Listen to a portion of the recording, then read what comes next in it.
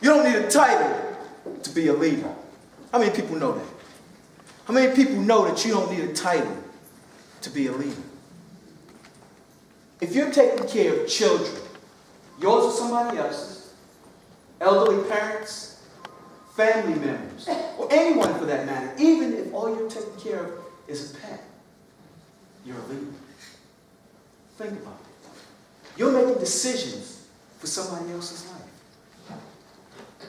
If you're making decisions, if you are a determining factor, if you are helping someone else out, then you're a leader. Now, somebody out there is thinking, it's just me. I have no one, not even a pet. How does that make me a leader? Well, you still have to manage your own life. If you don't manage your own life, somebody else will. I assure you, somebody else will. Personal leadership is where you learn to manage your own life.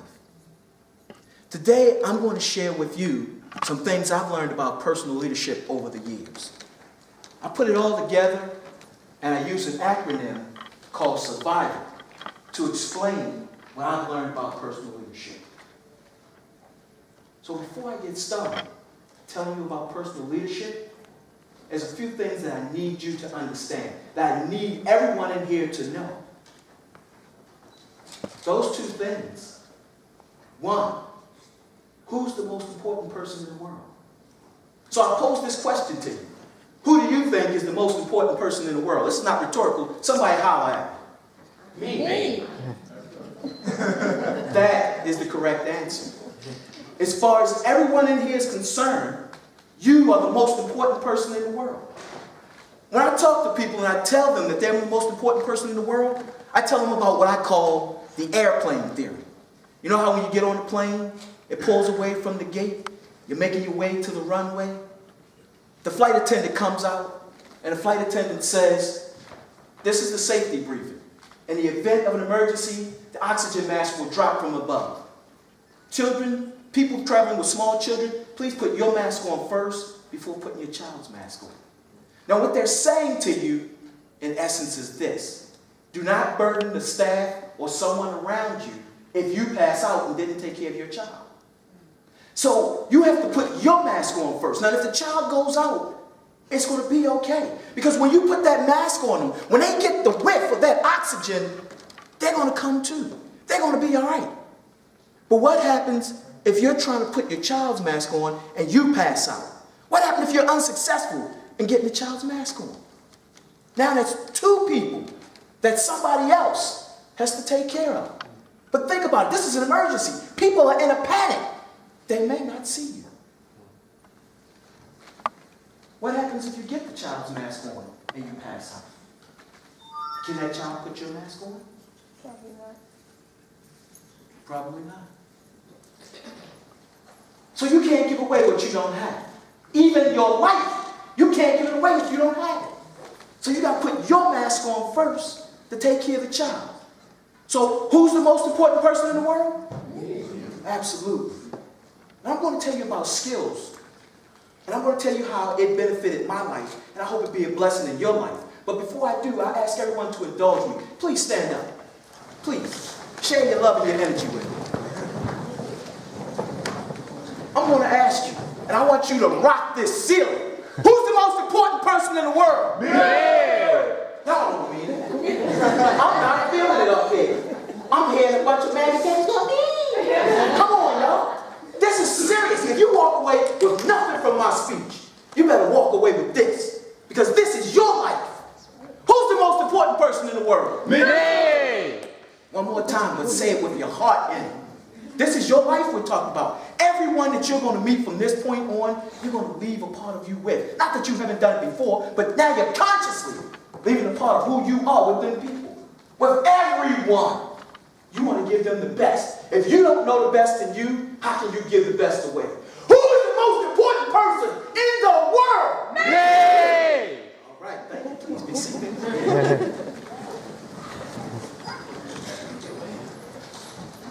Now that you know the first thing, the second thing you need to understand is life is cyclical. What does that mean? We go through seasons, and I'm not talking about spring, summer, winter, and fall. I'm talking about seasons in your life. There are times when everything is going fine. But then there are times when it's not going fine. I'm going to illustrate this with a story. I'm going to take a story about Joe. Joe works an average job. His life is okay. He has friends he hangs out with. He has a girl. You know, he has a pretty good life. He goes to work. He comes home. Just like most people, right? So one morning, Joe is in his car and he's just riding along on his way to work. Everything's okay. Boom! Whoa! Joe hits a pothole. Joe gets out of his car and he looks. His front tires, both of them, are blown. Joe gets on his cell phone. He calls his travel club. And they're nice enough to inform him, you've already used up your free towing for the month. So it's going to cost you $50 to get to the shop. Joe thinking, I don't have $50. I've got rent. And the money that I was going to party with this weekend is going to put 2 new tires on his car. So what is Joe to do? Joe going to do what Joe got to do. The car's got to be towed. So Joe gets to the shop. The mechanic comes out and says, not only have you blown 2 tires, you bent the rims. Your axle's bent also. So that's going to cost almost $4,000 to fix your car. What's going through Joe's mind? Holy, you know what comes next. Joe gets on the phone. He starts to call everybody, mom and dad, grandma and grandpa on both sides of the family. He calls his aunties, his uncles, his cousins. He calls girlfriends, even ex-girlfriends. Don't judge him, he's desperate. He's calling his best friend, his friend's friends. He's calling enemies. He's calling everybody he can think about. People who he only met one time, but he got their phone number. Can you loan me something, please? He's desperate. No one can help him. Times are hard. The next day, Joe goes to work. He had to bus in. His boss calls him in the office. Joe knew layoffs was coming. He just didn't know that he'd be at the front of the line. His boss tells him, Joe, yesterday you were no call, no show. You see, in all the hustle and bustle, the issues with the car, Joe called everybody except work. Don't feel sorry for Joe. He was already skating on thin ice. He just tipped himself over.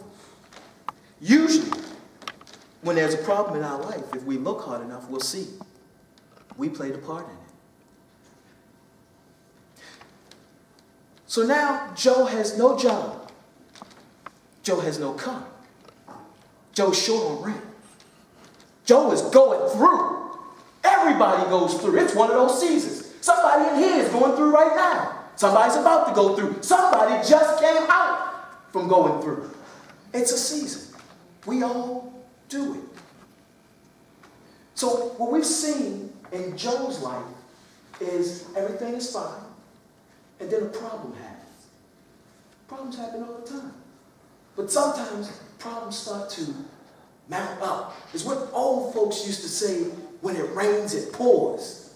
Because it starts to come so fast that you can't handle all the problems that you get. And then that one big problem comes. That problem just pushes you over. And then you're going through. And when you're going through, that's when times are really hard. That's when you're challenged. That's when personal leadership is needed the most. I want to share with you guys a particular time when I was going through. I was going through bad. I was in a dark night of the soul. Some of you may know what a dark night of the soul is. It's when you're going through so bad, you're challenged to your very spirit. It's when you're tested to the core of who you are. This is what I was going through.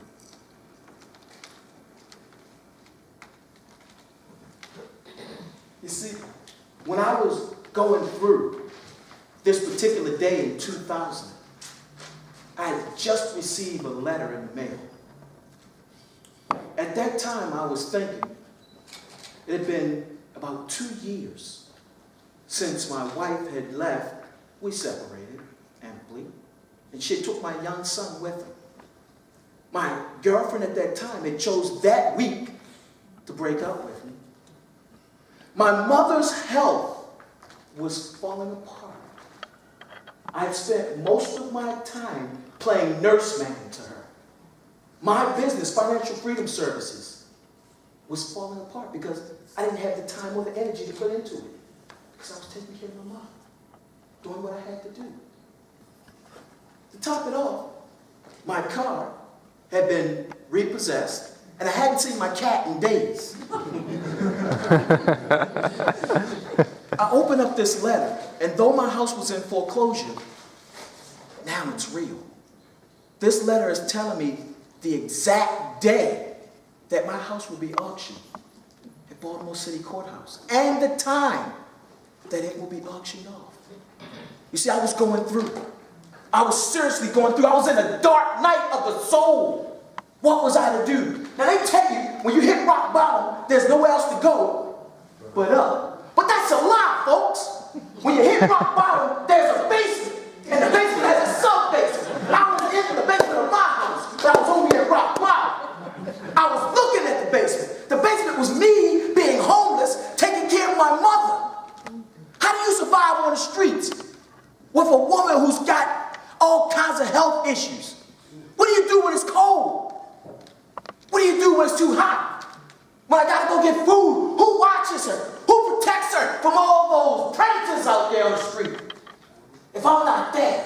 You see, I was looking at the basement, but I was already at rock bottom. I don't think y'all understand what I was going through unless you've been there.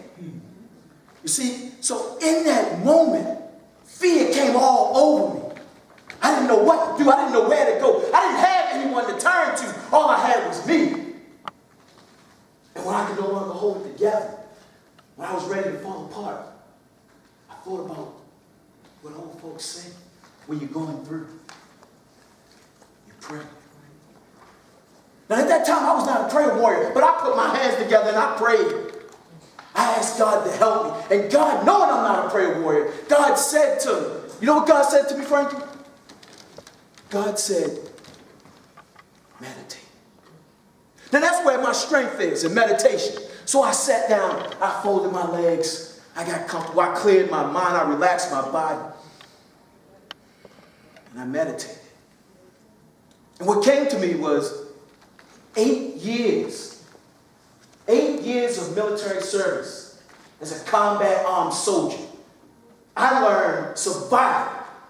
Survival was an acronym you learned in the infantry that teaches you how to survive behind enemy lines. Well, I'm not behind enemy lines. Right now, I'm behind the enemy mind. And this is just as serious. Because when the enemy mind takes advantage, it will take you out. It will push you over the edge. It'll make you think that you're nothing. In those moments, my mind was telling me, you ain't nothing. You lower than dirt. You ain't good enough to crawl under a snake's belt.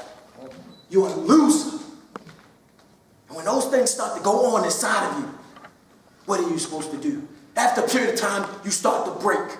And so in my meditation, as I'm trying to get myself together, I remember survival. And S.U.R.V.I.V.A.L came back to me, but not the way they had taught it to me when I was in the military. No, S became the situation. And I had to realize, I had to look completely in the situation I was in. What resources do I have? Where am I in this moment in my life? What's really happening in my life? I got to take the blinders off. I got to get real with me. This ain't no time to play games. I can't afford the luxury of a negative thought. So I had to be serious about what's going on. I had to see what resources I had. What resources I could pull together to try to get out of the situation I was in. Then I had to do what we called in the military an after-action review. I had to look back at where I was to figure out how I got from there to here. I had to see the mistakes that I made. I had to understand, where did I go wrong? What were the signs that I didn't see? So the next time they come up, I know what I'm doing. I know how to go around them. So I had to pay attention to my life. How many people pay attention to their life? That's good. Because most people just go about life. A lot like Joe went about life. You've got to pay attention to what's going on in life. And then the third part of that was, how do I get from where I am to where I want to be? Now that's a good time to use I'm a life coach. I just happen to know a good life coach. Back then, I didn't even know what a life coach was. But I knew that I had to figure out how I'm going to get from where I am to where I want to be. So I had to create a plan that would get me to where I wanted to be.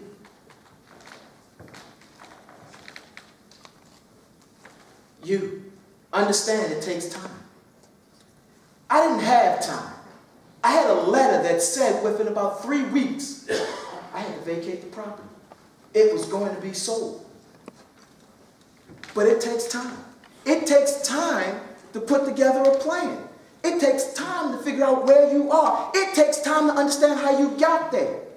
Undue haste makes waste. But you still have to do something. You have to take action. You have to move expeditiously because you don't have time.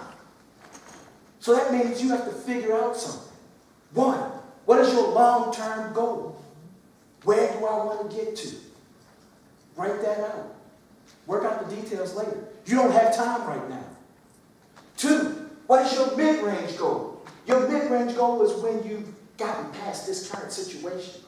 What am I going to do at that time? And three, your short term. What am I going to do immediately? What am I going to do right now that's going to help me get out of this situation that I'm in? What can I do today that will start to move me in the direction I need to go in? That's what you got to work on first. Because it does take time to put together a good plan. And you need to have an A, B, and C plan. I had an A, a B, a C, and a D plan because I was desperate. You see, I didn't want to be homeless. And I didn't want to be homeless taking care of my mother. Remember who you are. In one of my darkest moments, I had already taken care of a homeless situation, sort of. My sister allowed me to live with her, me and my mother. I was staying there, but essentially I was still homeless. And on this particular day, I'm hanging out with my brother, who's like my best friend. And we were having men talk, that bonding thing that men do when they're alone with each other. And so I'm opening up to my brother and I'm telling him, I failed, man. I let my whole family down. I let everybody down, even you. Because my brother, from time to time, stayed at my house. Now my brother, being the cool cat that he is, he didn't even miss a beat. He didn't even look at me. With his shades on, he's still driving down the street. And in that deep voice of his, he said, I don't know what you're talking about. You still the same man I've always known. In that moment, I sucked that teardrop right back up in my eye. Because men don't cry. I weren't going to show him that. Because what he said may have came from his mouth, but I tell you, that was only God talking to him. Because I was teetering, folks. I was on the edge. I was about to fall. I didn't know what was coming next. I was lost because I didn't remember who I was. In that moment, he don't know it, but he saved my life. You got to remember who you are. We've heard all the sayings, God don't make no junk. At my Father's house there are many mansions. That has become real to you. You have to remember that you were made by a perfect entity. And even in your imperfections, you are perfect. Every one of us is perfect.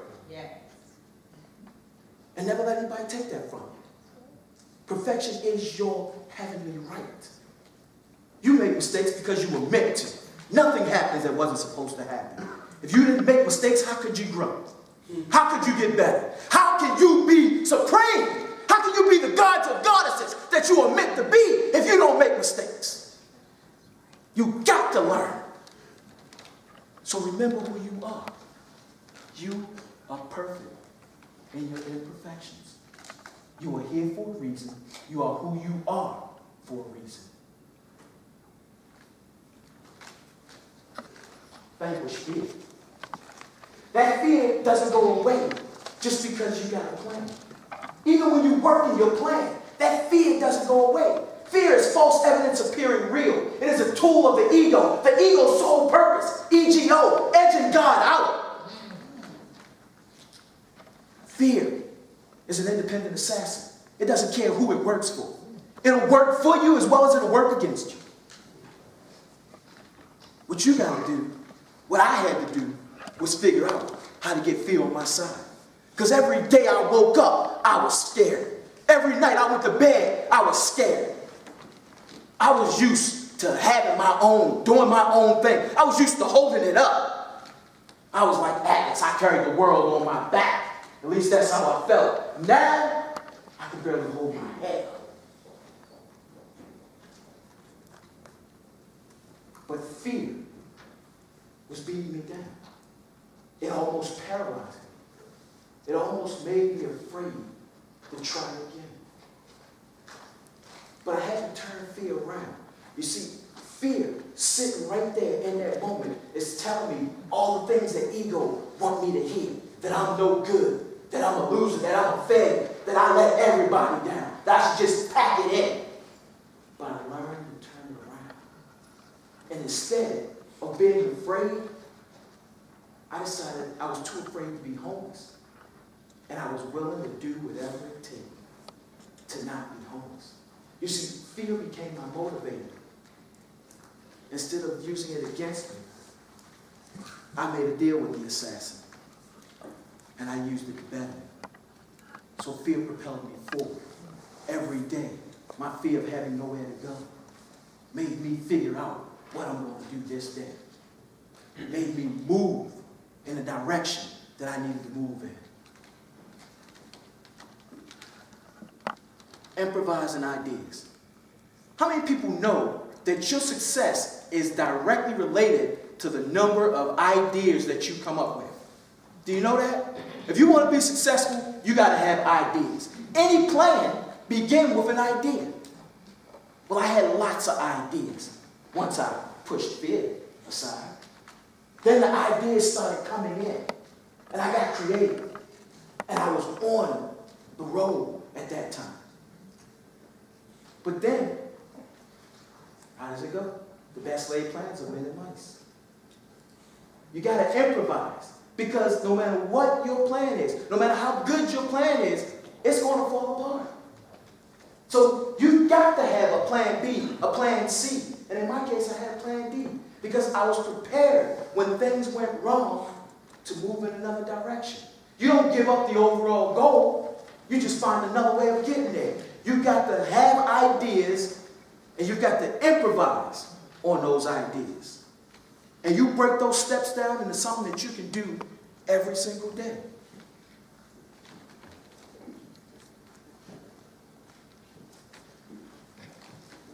Value life and value love.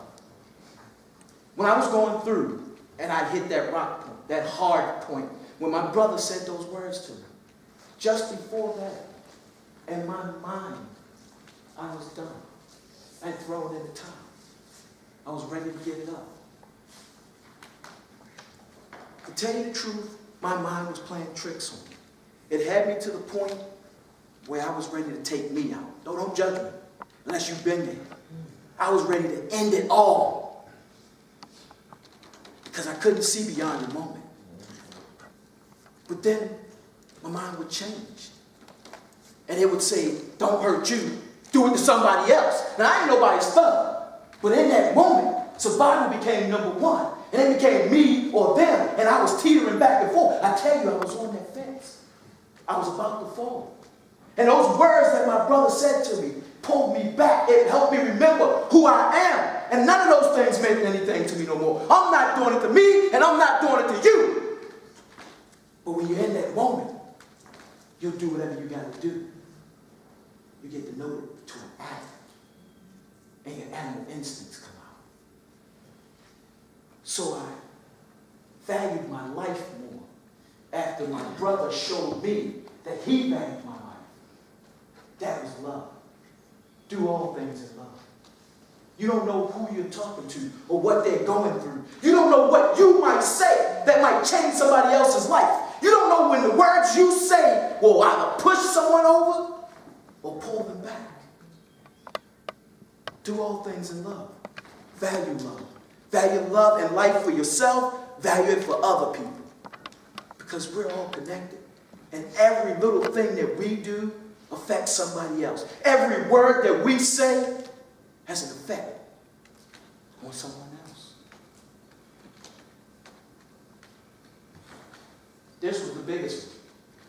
If I offend anyone, I'm sorry. But I couldn't have made it through without him. Amen. So I don't know what you're dealing with, but I know what I went through. And if it hadn't been for this, except God, I wouldn't be here today. You wouldn't be listening to me. I'd have been an afterthought for someone. That little girl right there, she wouldn't be sitting in that chair right now. Because her turn would have never came. When I was going through, I couldn't do it on my own. I needed a higher power. I needed those words to come from my brother. I needed people to look at me a certain way. I needed people to understand I'm still a man. I'm still human. I'm not an animal. Sometimes when you're going through and when you give up on yourself, you resort to acting like an animal. But you're still a person. Don't ever think